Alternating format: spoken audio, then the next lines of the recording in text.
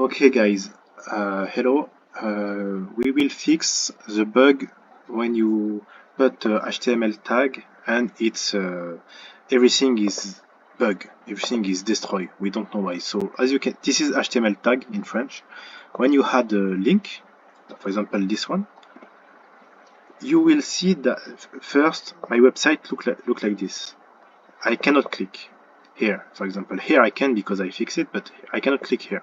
So when I had a link, so let's update up. As you can see, everything is messed up. It's bug. It's not like this. So we remove this, and you go to install here. You write happy, and you go install happy add-on for Elementor. When it's done, you need to activate. But from it was already activated.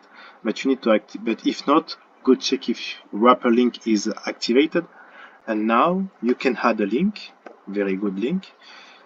Let's update.